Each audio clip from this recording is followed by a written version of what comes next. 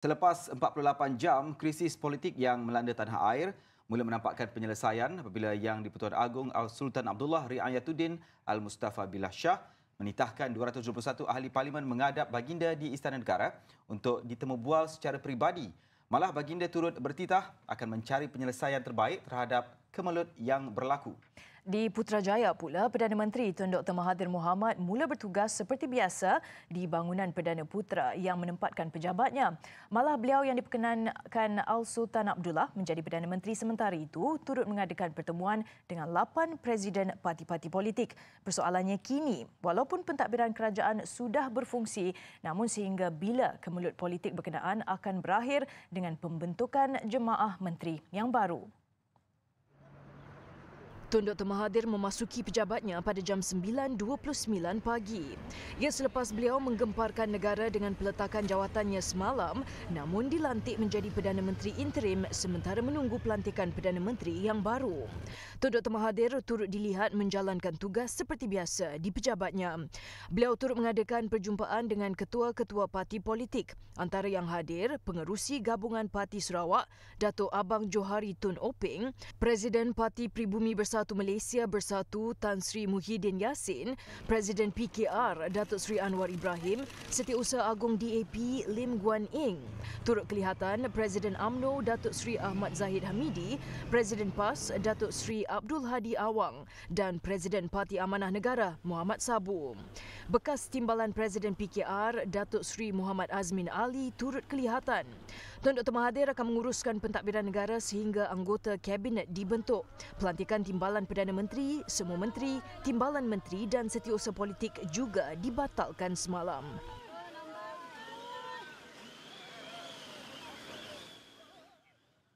Di Istana Negara, Al-Sultan Abdullah meminta semua pihak bersabar dan memberi ruang kepada baginda melaksanakan tanggungjawab sebagai ketua negara. Titah baginda, jalan penyelesaian terbaik sedang diusahakan demi negara.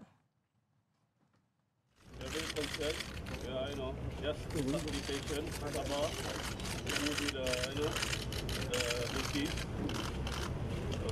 hope you will find a best solution.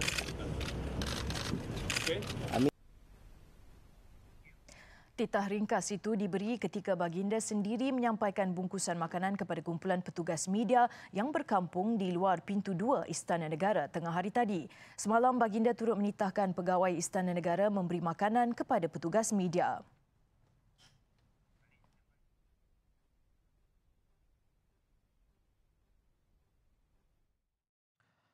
Terdahulu, Datuk Pengelola Bijaya Diraja memaklumkan pertemuan bersama Al-Sultan Abdullah itu bagi mendapatkan pandangan dan maklum balas. Lebih terperinci berhubung situasi politik negara ketika ini. Sesi terbagi kepada 2 kumpulan iaitu hari ini dan esok. Semua ahli parlimen akan dijemput untuk mengadakan personal interview bersama Seri Paduka Baginda di-Pertuan Agong. Personal interview ni diadakan ringkas dalam masa 2-3 minit ataupun kurang. Jadi pada 2:30 petang bermulanya kumpulan pertama. Iaitu daripada kumpulan ini kita akan letakkan dalam grup-grup ataupun kumpulan-kumpulan kecil seramai 90 orang. Dan besoknya akan disambung baki daripada jumlah sebenar.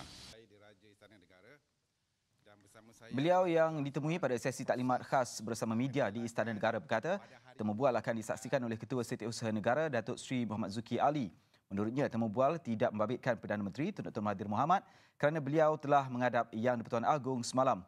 Datuk Ahmad Fadil berkata, Al-Sultan Abdullah ingin melaksanakan temuduga secara telus agar menangkis sebarang spekulasi. Langkah itu selaras dengan artikel 43(2) Perlembagaan Persekutuan.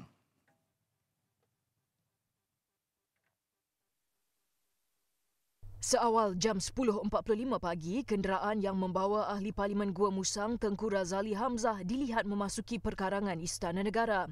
Ia diikuti dengan ketibaan Ahli Parlimen Simpang Renggam Mazli Malik sekitar jam 11.45 pagi. Menjelang petang, sebuah bas yang membawa Ahli Parlimen PAS pula dilihat memasuki istana dengan menaiki sebuah bas. Ahli Parlimen Sembrong Datuk Seri Hishamuddin Tun Hussein pula masuk di pintu 2 istana tepat jam 3.10 petang. Diikuti Ahli Parlimen Petrajaya Datuk Seri Fadilah Yusof, Ahli Parlimen Batang Sadong Nancy Shukri dan Ahli Parlimen Santubong Datuk Seri Wan Junaidi Tuanku Jaafar. Lebih 10 kenderaan kemudiannya termasuk 2 buah bas yang membawa Ahli Parlimen Barisan Nasional memasuki perkarangan istana sekitar jam 3.35 petang. Keadaan menyaksikan semua Ahli Parlimen BN telah menghadap Yang di-Pertuan Agong. Sebuah kenderaan bernombor pendaftaran TN50 yang dipercayai membawa bekas Perdana Menteri Datuk Seri Muhammad Najib Tun Razak turut dilihat bersama rombongan berkenaan. Difahamkan Ahli Parlimen Parti Warisan Sabah Warisan akan tiba di Ibu Negara malam ini dan dijadual menghadap esok.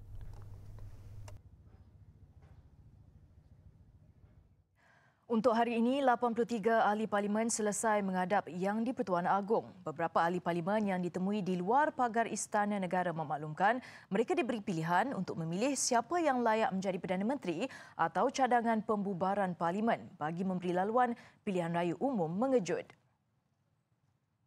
Tak ada perbincangan, cuma mengisi borang.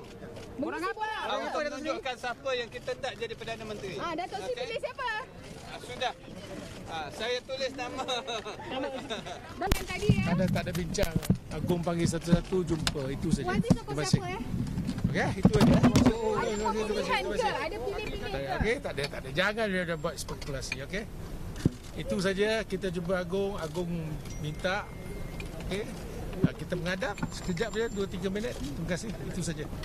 Hari ini Tuan Tengku Agong ingin mendapat tahu untuk kita menamakan seorang Perdana Menteri atau kita mencadangkan untuk bubarkan parlimen. Tetapi cadangan kita, SD kita adalah rahsia. Jadi kita terpulang pada Kebawah Duli Yang Maha Mulia Tuan Tengku Agong untuk mengambil tindakan yang perlu. Barisan Nasional, PAS dan Parti Bersatu Rakyat Sabah pula mengumumkan menarik balik sokongan yang diberikan kepada Tun Dr. Mahathir.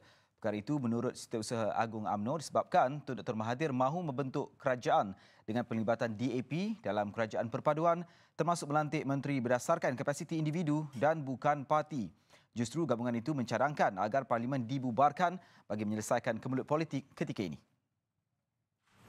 Kalau dalam unity government itu melibatkan DAP, kita sebulat suara, kita mengambil pendirian kita tidak akan menyertai kerajaan itu.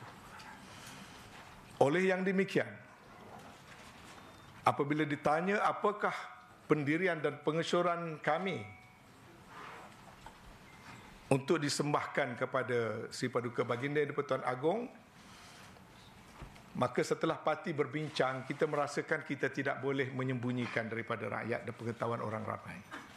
Lalu press conference hari ini diadakan supaya tidak lagi timbul teka-teki dan tidak timbul telahan-telahan, apalagi telahan yang negatif kepada parti-parti kita. Lalu pendirian kita ialah dalam situasi yang seperti ini, mandat haruslah dikembalikan kepada rakyat dan kita memohon supaya parlimen dibubarkan dan biarlah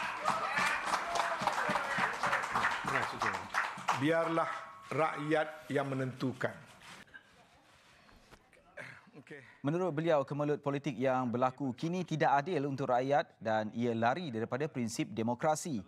Hadir sama Setiausaha Agung PAS, Datuk Taqiyuddin Hassan, Presiden MCA Datuk Sri Wee Ka Siong dan Timbalan Presiden PBRS Tan Sri Joseph Kurup.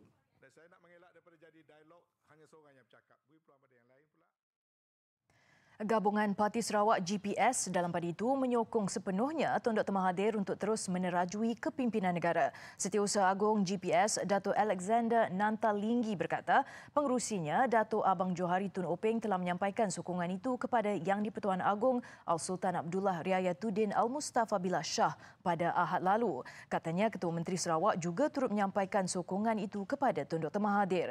Ia susulan mandat sebulat suara daripada Majlis Kepimpinan Tertinggi serta semua ahli parlimen GPS untuk memberi sokongan berkenaan. Kenyataan media itu dikeluarkan setelah pelbagai spekulasi tersebar mengenai kedudukan GPS dalam kemelut politik semasa.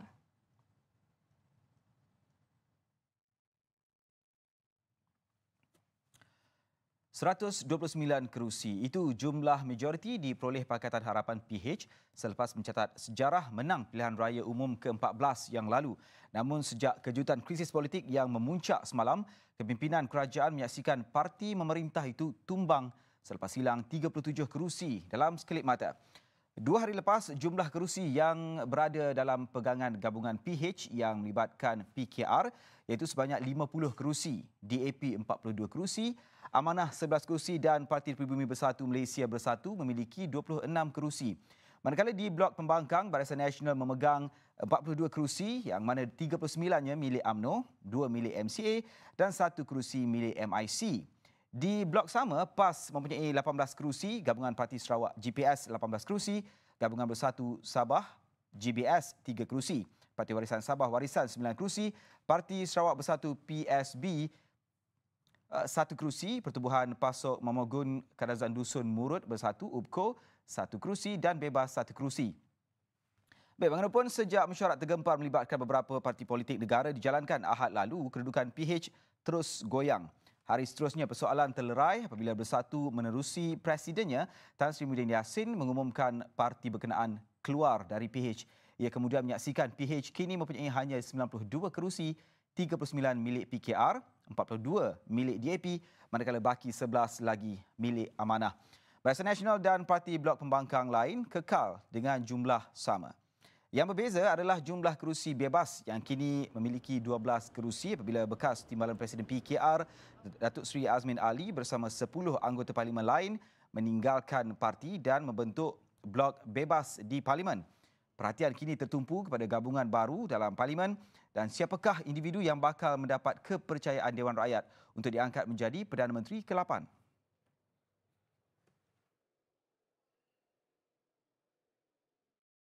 Sementara itu, kedudukan beberapa kerajaan negeri masih belum terjejas berikutan krisis politik yang melanda negara.